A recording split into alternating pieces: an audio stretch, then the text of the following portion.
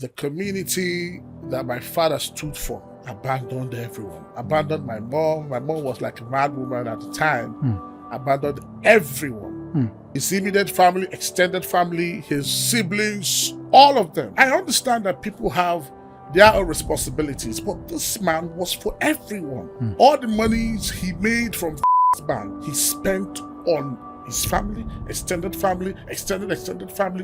My father had no savings. So when he was kicked out from bank, he left with nothing. I remember at the time, my father started doing graduate work. Which is a menial... First class graduate. Started carrying block and sand. First class graduate of economics from UNN. My father started carrying block and sand.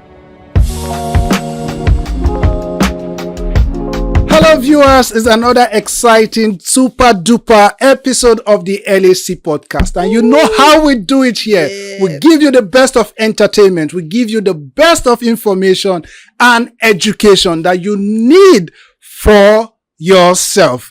Yeah. And you know, my name is Emmanuel, and together I have with me Lola. Lola, how are you doing today? Hope you're having fun. I'm good. Yes, it's been fun so far. Yeah. So what did you do during the week? Just the usual stuff that I do. What is usual? Usual can usually be very boring, you know. Yeah, true. So the usual combination of work and play. You mind to share? So I mean, work was busy as usual, and then play, of course. So I didn't do anything out of the ordinary. Trust me. But you know we are here to play, right? Well, are we here to play? We're here to play, have fun. Here to have fun. Yes. I mean, and enjoy ourselves. Yes. All right. Yeah. So, you know, usually we've started having guests on the show, and this week I have something off the sleeves for you. Guess what? There is an OAP in the house. You know, each episode we're taking it one notch higher. Yes, that is why you must stay glued to this channel to get the best of the best. And I tell you, very soon, we're taking the entire airwaves. Right? So, airwaves, internet waves, every wave you can think of. Yes, we are taking everything by storm. So, who's our guest today? Who's our guest today? Who's our guest? Guess. I can't. Okay. Can be anybody. Okay, all right. So today we have Tasie Nwenedah, an OAP. Are you serious? Yes. How did you pull that off? An OAP with Wazobia FM. I think that now he's doing his own personal stuff, and he's been consulting. And most persons know him as Tombo Bele, the original wife material. I don't know how many yards, maybe 1,000, 2,000 or 3,000 yards. How many yards, Tasie? Well, I don't think I've taken time to measure. Okay. I'm just open to too many women. That's it. Oh, all right. Welcome, Tasie. How's it been? Well, for me, it's been cool. You know, hustling and bustling in Lagos. Can imagine. Of course, the stress as well. So, coming here for me is a testimony. Thank you. Wow. Yeah, thank you very much. And what do you have for our viewers out there? I just want to say this to everyone who are fans of your podcast to stick around, because today's edition promises to be amazing, you know. Awesome. So just stick around. That's all I can say. Yeah. Looking forward to it. Nice to meet you. Get into it again. Yeah. So Tasie, we've known for how many years now? If I should be close to 10, if I'm not mistaken. We met in 2012. Yeah, I think sometime 2012. Where? During our NYSC. NYSC, which is National Youth Service Corps. Yes. Yeah, a mandatory service for Nigerian graduates, where you have to serve your fatherland for a period of 1 year. So now you know how old they are. So taking us back, I think it would be nice for you to just share with us a past experience. Our personal experiences. You and I, we've done a lot. Most of them I wouldn't want to say on this podcast. Don't say, please. But we met in Akwa Ibom, 2012. in Siratai local government area. That's so precise. That sound like Yeah. nice. And for those who are watching who are not Nigeria, that Akwa Ibom is a state, Yeah. and Isiratai, it's a particular local government in Akwa. that state. And that is where the camp, the orientation camp for 3 weeks is. And I recall that during that period, myself and Tasie were in OBS, which is Orientation Broadcasting Service, where we tend to interning, kind of. He was already a professional then, working with Radio Nigeria. And Treasure FM, Yeah, Port Harcourt. Right? So we met. He was the director of programs at the You were orientation. in charge of news. Yeah, and I was in charge of news, and that was how we clicked. And we've been together past life over 10 years, 12 years now. A lot. And that is pretty much cool. Yes. You Lola, know, we had a lot of persons who worked with us then at OBS. Yeah. But I was able to identify you because, I mean, at that time, you were different from everyone. Please don't flatter me on I this remember- show. Don't flatter me, please. Get brain. Okay. You know, the guy get brain. The sound. Was he a I good, must was confess. he a good guy or a bad guy? Eh? I know he said Is was it different. a So good- was he a good guy or a bad guy? Good guy. I'll talk about the good part of Aremo. Aremo is a good guy. When we met in Akwa Ibom, Aremo has always been a detailed person. Okay. No task, no. I want to make this news go like this. Okay. Okay. You know, in programming, the news department is more like working hand in hand with the head of program. So we're working together. Okay. No task, no, this news will go like this. No, I know what almost. So we argued until we're able to understand ourselves. Okay. And Nice. during our time, we gave out the best news production. When we passed out from the camp, I remember the state coordinator asking us to come back to train the new core members and all of that because of the excellent work we put in. So Nice. your host is an amazing guy. That's a good part of it, though.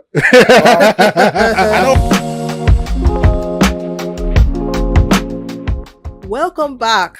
So I'm here between these two friends who have known each other for donkey years. And okay, Tasie, let's start. You know, you talked about this gentleman here being a part of your past. So let's even talk about the past, you know, things that have happened in the past. What is it like for you when you reflect upon the past and things that have happened to you as a person? Well, you know,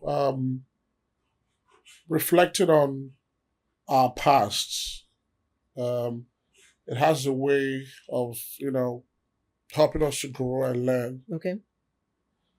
A lot has happened in my life, you know. As a young man, a lot has happened. But I'm going to start with what happened to my father, Okay. my late father, you know. I learned a lot from what happened to him.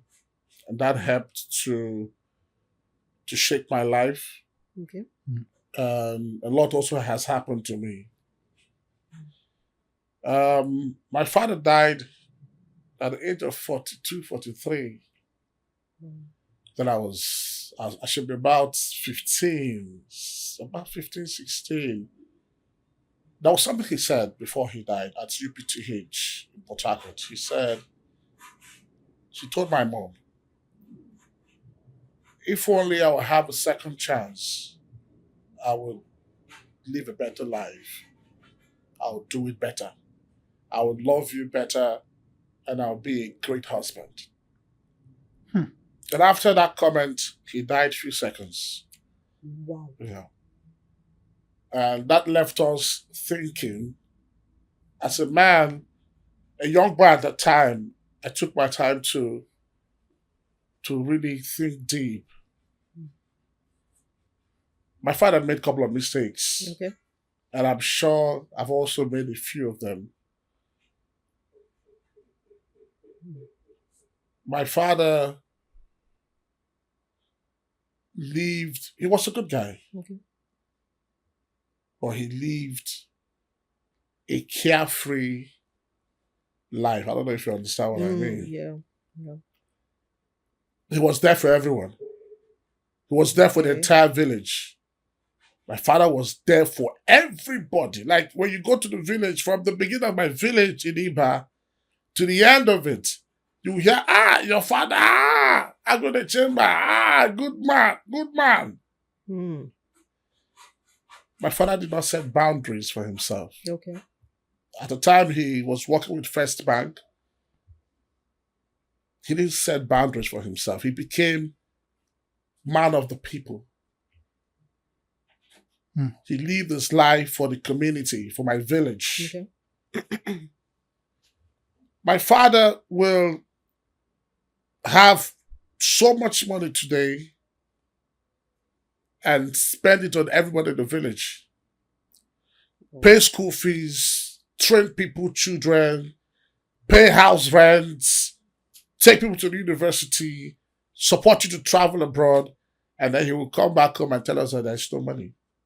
Wow. And that caused a lot of fight between my mom and my dad. I know my mom might not be happy that I'm saying this, but yeah, that's understandable though. That caused a lot of chaos, I get the point, right? I think in one of our episodes we're talking about what was the topic again? Was it the black tax? Is it black tax? Yes. Yeah, we're talking about the black tax and how you spend it yourself. Black tax, yeah, and you recall that my argument in that whole conversation is that this cannot continue, and Tasie's story reinforces my position as far as this whole thing is concerned, because sometimes you can outspend yourself to the point that your immediate family will not or no longer enjoy you. So it was two things, and if I get what you were saying correctly, the first thing is that he had spread himself too thin in terms of resources. So in this case, charity was beginning from outside rather than home. My father didn't have savings. Wow. Because he was spending. Wow. I wish he were here. I would have done it to his face. To his face. My father never had savings. And is the point. So with Tasie, what I want to ask now is, after his death, how, at the point you were still a teenager, very young, you have siblings, right? How did the community that your father expended himself on, how did they take you guys? Knowing fully well that your dad had spent so much on them, how did they take you? And how was it? Okay, you see, a lot happened. My father died in 2003. That was the beginning of our sorrow. Wow. As a family. Wow. 6 children, a young wife. We suffered. The community that my father stood for abandoned everyone. Abandoned my mom. My mom was like a mad woman at the time. Abandoned everyone. His immediate family, extended family, his siblings, all of them. I know they'll be watching. They all abandoned. I understand that people have their own responsibilities, but this man was for everyone. All the monies he made from First Bank, he spent on his family, extended family. My father had no savings. So when he was kicked out from First Bank, he left with nothing. I remember at the time, my father started doing graduate work. Which is a menial... First class graduate. Started carrying block and sand. First class graduate of economics from UNN. My father started carrying block and sand. That must have Everybody been abandoned him, abandoned us before he finally died. Bro, we went through hell. To pay house rent was a problem. That we must have been eat or feed. Experience. Go to school was a problem. But thank God for my mom. That woman is a man and a woman at the same time. I haven't shared this story for quite some time now. I haven't said it to anyone. No, not even on radio, nowhere. This is the first time. Okay, so thank you for sharing that with us. And I know it must have been a very harrowing experience, especially for your mom. You talked about your mom. And while you were talking about it, something struck me in the sense that, most times you hear that it is men who are doing a lot for the community at large. They're doing a lot for family, for friends, for even strangers. It's not uncommon to hear that someone does so much and then the family goes neglected, and it creates some kind of tension in the marriage, especially, when the wife is trying to restrain him and it's seen as some sort of interference. So how did that play out in your parents' marriage, especially in relation to the fact that things were not flowing towards the family the way they were flowing to people outside the family? And especially, how was it emotionally for your mom? My mom was lost for years.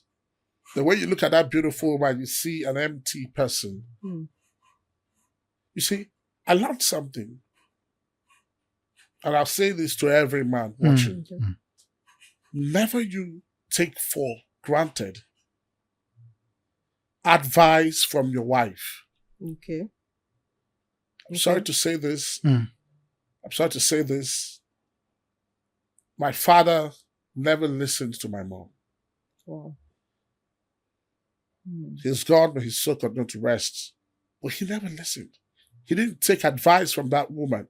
So what happened? That resulted to everyday quarrels. Every day. Arrange your own house first. You never build your own house first. You didn't build outside. Let's piggyback a little bit. We're having this conversation, and one thing that came to my mind is wives would advise their husbands in-house. The men were like, no, I don't take advice from women, usually. Do you think it's a sin of ego or pride? Well, for me, because again, why? Because if you married and you're not you're earning enough that could have taken care of the family and maybe possibly investment for the children, which is yourself, your siblings, and this one I'm speaking generically now, and it's not to your own story alone. How come that men hardly listen to their wives? Is it because of our culture? Is it religious beliefs that are contributing to how men really relate or take this? Is it a thing of pride? What is really fueling I wouldn't this? really say that it's a thing of pride. To an extent, the way we see women in Africa, we see women, let me just be. But you see, these people are blessed. They have this foresight. They see. The women, our mothers, they see. Because I remember my mom telling my father, no, they do this thing. These people, when they do like this, when they go, see, if you don't do it again, they go abandon your family. We go suffer. Wow. You're all we have. Wow. My mom never said, don't help. No. Set boundaries. Don't My give mom will always say, everything. meaning our own is our own. Okay. Their own is their own. Absolutely. Whatever you do, Makes sense. satisfy here first. Then you can now do for the outside. Mm-hmm. So I think it's a thing of our culture to an extent. We undermine the position of women. Yeah. We look down, not be you, I just married you, like my wife. So who give you God to come and advise me? Like That was the position of my late father. Who Wow. give you, I come out there and talk about my family, you're talking about yourself. You will marry, come. Aremo, do your survey. Every man who doesn't listen to his wife, check out their progress. It is usually on the decline.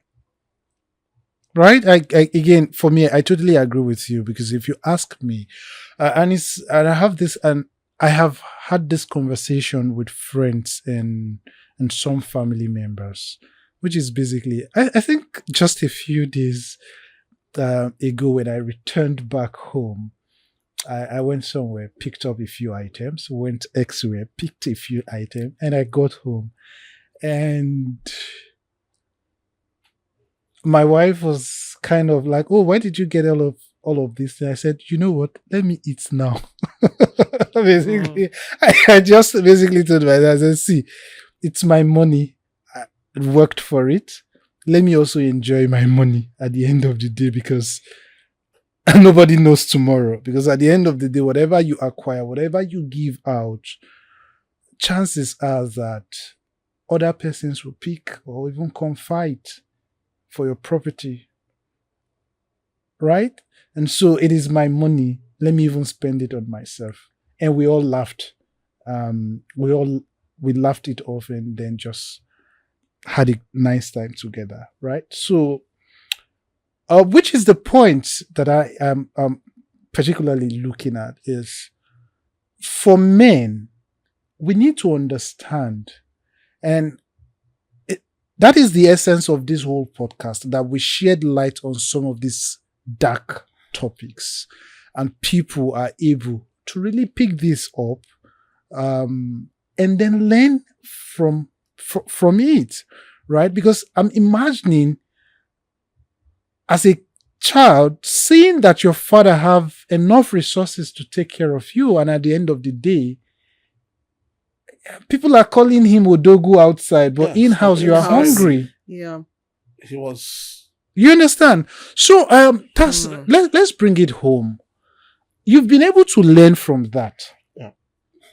You saw how it all went down and how your mom stood like an Iroko tree to bring you guys up. And I know how far you've gone so far. We're not going to start recounting that. But beyond that, how have you been able to position yourself in ensuring that these mistakes do not occur? And what are your own mistakes that you think that you're making now that you really need to correct? Okay, you see, earlier I said that reflecting on our past, helps to grow and learn. I've been able to learn a lot from what happened to my late father. I've been able to do a whole lot of personal stuff, trying to analyze, look at, gain insights from what happened, try to develop self-awareness and all of that. That being said, I may not be 100%, cool, but you see, I listen to my wife a lot. Okay. Because I'm married, I have 2 kids. Okay. I listen to her a lot. Okay. I know I still have my errors as a man. That's... Yeah. I listen to her a lot, trying to make sure I navigate properly away from the past. Yeah. That has helped me a lot. So I listen to her. And do you know what? The funny thing is that to every situation pointed out by my wife to say, Tombo, Tasie, you see this friendship, you see this guy, you see this thing, you see this way they do. I've seen it that it will not work. They will all betray you. Let it go. Trust me. Leave that in. You're not seeing what I'm seeing. You're just a woman. I'm a guy now. Yeah. So you see, So that's that the also man thing. played out the game. That's the man thing playing out. And I sit here to tell you guys that to everything pointed out by my wife concerning my association with certain persons, business dealings, they all turned out the bad side. Wow. Don't do see these people. They all laugh with you, but they will betray you. They will see. I remember I would have been better than the way I am now. Okay.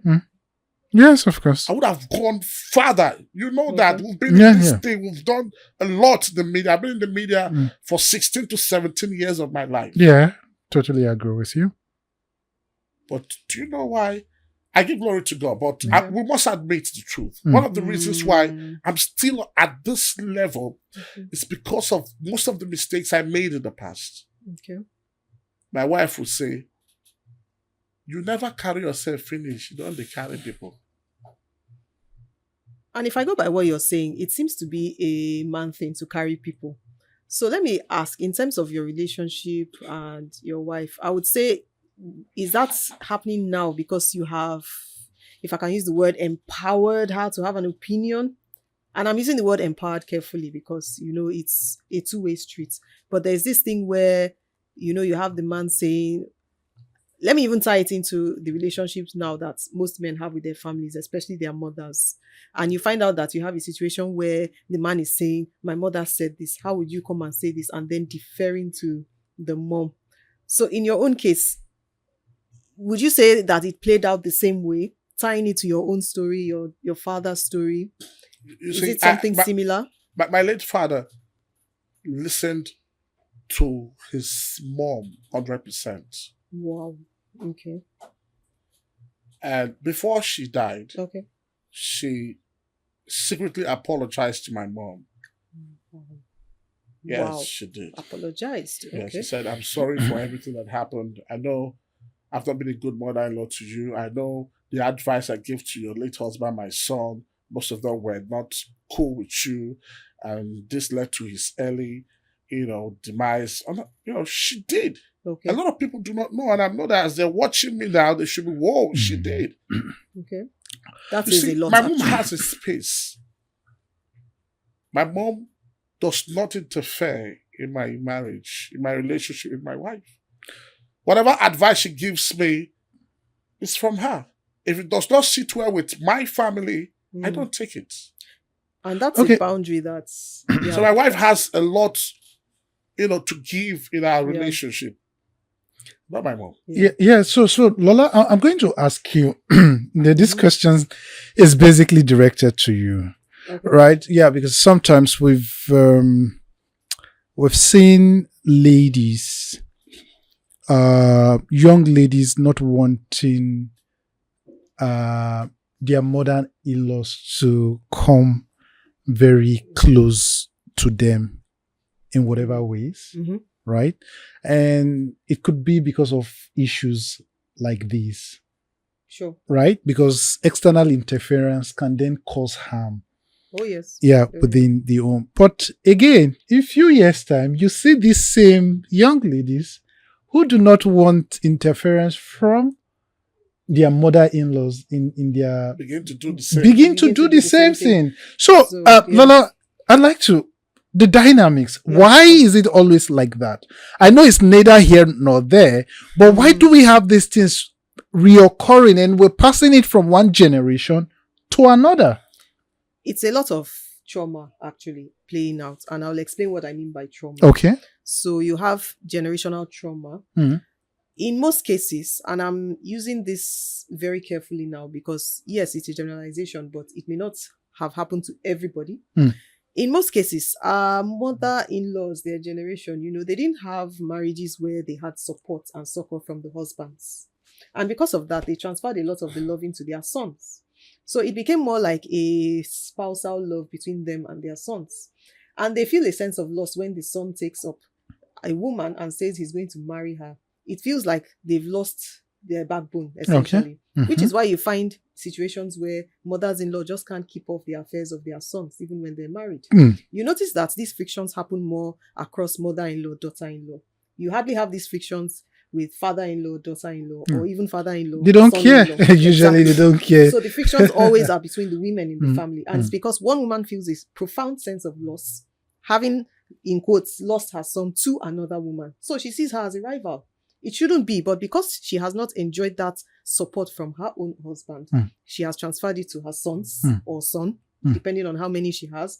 And you find out that this now becomes some friction in the son's marriage. And unfortunately, because of that conditioning, most people have known their mothers longer than they've known their spouses. Just by just by nature of the age alone. Yeah. So you find out that many of the sons are saying, I just met you yesterday. Why would I be listening to your advice over someone that has raised me and that I've known all my life? And then that creates even further friction.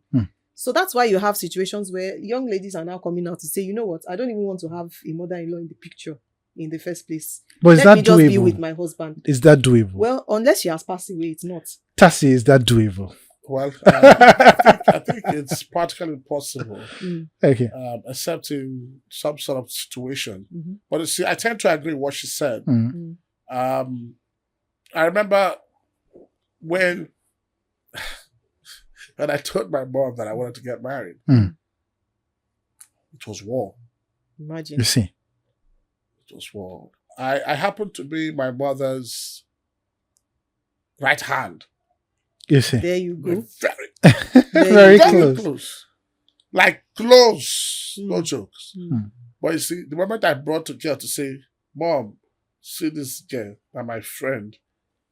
Your friend. Is she just your friend? I say, because I was scared to tell her that we were dating at the time. So later I said, with the dates problem. Wow. That she could marry. Fight. Whoa. I remember. We went. My wife and I, we saw Wayne. Wow. But I'm glad today that my mom and my wife, they're cool. They're close. Okay. But you see, I want to say this to women. Okay. Love your children, no doubt. Love your sons. But understand that your love, the love that you have for your son, and the one that his girlfriend or wife has for him, these are two different kind of love. Different. So nobody's taking your son away from you. They can So don't coexist. feel threatened. Yes. Yeah. Yes. So again, I'm going to ask. They can't coexist. It looks very interesting, right? Initially there was war because she didn't want interference between what you and her had, and buttressing what Lola rightly noted is maybe she feels threatened, and she was scared that she was going to lose you to your would-be wife at the time, right? Now you say the synergy. There is now a synergy. Everywhere the storm is, I made that is happen. calm and everything. So it's my next question. How were you able to make this work? Right? Understand that we're not talking about family and relationships and all of that, but we're looking at our past lives, and we're also trying to tie these knots together at the end of the day. Of course, yeah. How were you able to manage these dynamics in such a way that they were able to align on a particular pedestal, and they can harmoniously now work together at the end of the day? Because people need to understand, because you cannot say, and I find it very, very bizarre and absurd when people say that, you know what, I just want to be with my man alone. You cannot be with your man alone. It's not possible. You cannot isolate your man from his family. Well, again, understand that this is African settings. And if you go through the 54 African countries or thereabout, you're likely going to see the same culture. So we have a communal lifestyle. Because of trauma response, you say you want to isolate. That is not going to happen, because it's going to cause more war, either between you and the extended family, or between you and the man you are trying to keep to yourself at the end of the day, right? So there must be a way of, again, the women must understand their place, their position, but also understand where the position of the man, where his position lies in his extended family. And you cannot, for instance, my wife cannot tell me that, you know what, let's cut off my mom or my dad. That's a trigger. That's going to be a trigger for me.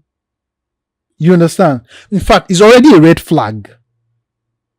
If you ever suggest that, it's a red flag. And guess what?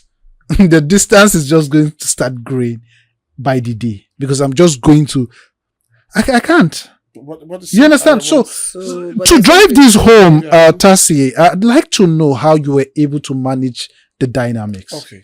You see, if you, as a person, say you love someone and you want to be with her, or you want her to be with you, you must initiate a balance. Okay. Do you understand? For your woman to say, I want, because see, to every action there's equal and opposite. Yeah, of course. No girl will just want to come up and say, let us cut off from your parents. Something may have happened. Something may have initiated it. So the question is, babe, what happened? Why this? You cannot just say, oh, because she has said that is a red flag for you. She's a human being too. She has an opinion. She has to vent her anger. But you see, when all of this plays out, the best thing to do is, my former governor, Wike, he sang the song, Iyendeba. What does that mean? It means if you settle this side, Yes. settle here. Right. Oh, really? Life Give principle. here. Excellent life principle. Excellent. Okay, okay. There's something I'll quickly say to Emmanuel. Okay. So, you know, this thing about family is the same thing we're saying. Mm. You know, men tend to do that more, you know, leaning upon the opinion of family. And she wouldn't want to, like Tasie was saying, just cut you off for no reason at all. But there is a reason. That's not the focus of this conversation, but I'm just tying that into what we're saying. Yeah, for me, it's okay. So let's understand. Is required. Now, let's understand this. Yes. Right? I know that context and situations are entirely different, right?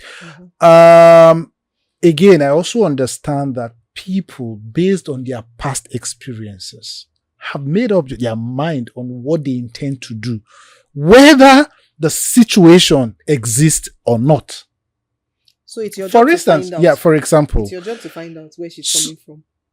That's the point I'm making. And hold on. There was something Tasie said. It's a life lesson from the past that Tasie said that, you know, when you're looking at those relationships, as the man, you are actually the one in the middle between your mom and your wife. So you are the one that ensures that those boundaries are set. Yeah. So how was I able to balance it? Yes. I told you, Nisha, that my mom didn't want me to marry my wife. Bro. Mom says no vessel. I planned from the scratch. We planned it all by ourselves. Okay.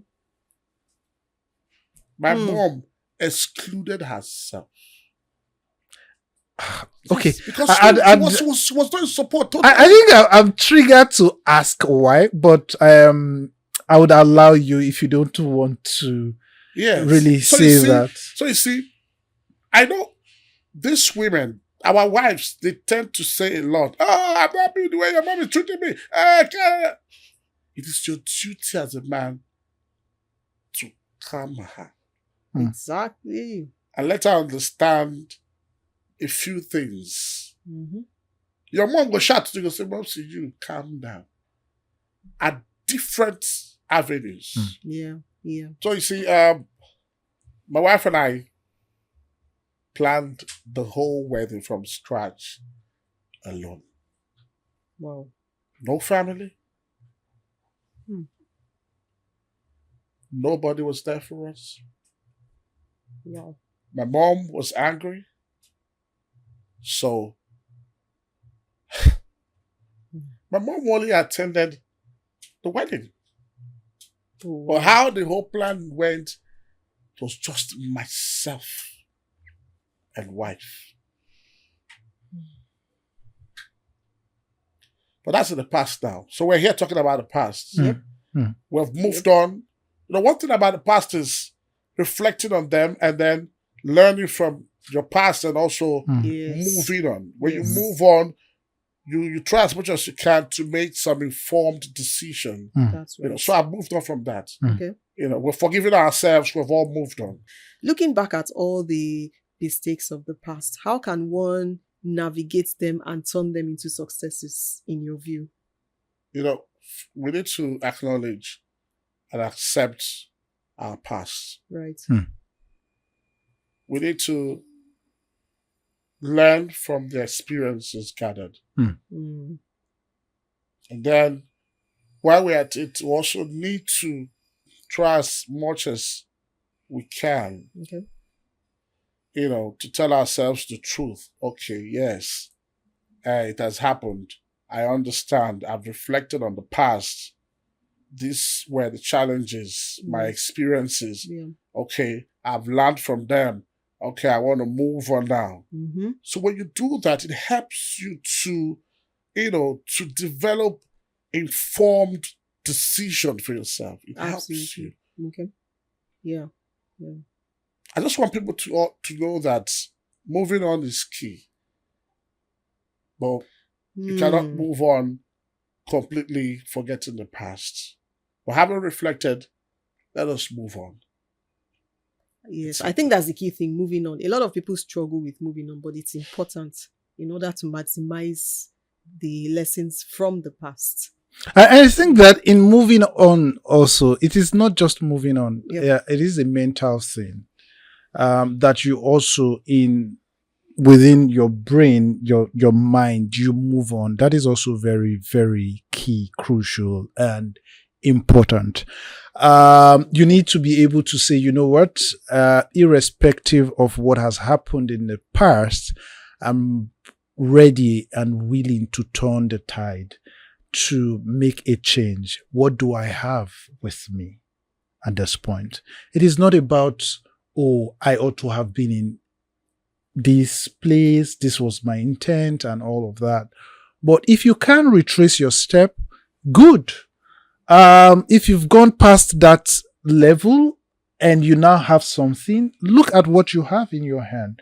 Try to see how you can then maximize the potential of what you currently have with you. That for me is how to move on. And moving on is about, being focused, dedicated, and pushing. Consistency is also very crucial in moving on, which is you have that passion, the drive, and all is there. You know what? This is what I have now. I'm going to start utilizing this. How do I better this? Do I need training? Do I need courses? Do I need mentorship? With regards to where I'm going to. And it's not all about money. Sometimes mentorship, sometimes just interacting with friends can also put you in the right track to achieving your goal and potential. You understand? So I think that this is a good point for us to wrap up this Yes. episode. Definitely. And it's been very, very, very insightful. I've learned so much. We've been friends for over 12 years, and I can tell you for sure that we never had this kind of conversation, and it's the first time we're having this. That's how we do. I would say thank you very much for obliging us. And I know that this is hard for you to say, but you chose this podcast as a point where you can share yourself with our audience. And audience out there, I hope you really, really learned something from this episode. And if you want to share yours, please, the comment section is open. Go share your past experiences and how you've been able to move on so that people will learn from talk it. Specifically Over to about you, Lola. how, Yeah. Thanks. And talk specifically about how you've learned from the past, because we've been emphasizing on the fact that you have to engage in terms of lessons learned and everything. So I think it's important for everyone to share. So thank you everyone for watching. Don't forget to like and subscribe. Thank you so much, Tasie, for giving us the time. I appreciate it. Yeah, Look forward to Tasie, having you back. yeah, again. one more word for our viewers there. Well, I want to appreciate everyone, for being part of the podcast. I'll really be expecting, comments from what we have said so far. And we're not an island of knowledge. We're just here to share We're here to share. from our experiences, So I hope to be here again God willing. Yeah. Tasie, kindly share your social. Well, social. Okay, so you want to follow me? Follow me on IG, on all social platforms at Tombo Africa, at Tombo Bele. Yeah. All right. Thank you. That is a wrap on this episode of the LAC podcast. LAC Pod. I hope you really, really enjoyed yourself. Stay tuned. Next week, we'll be on your way. Bye for now. Bye.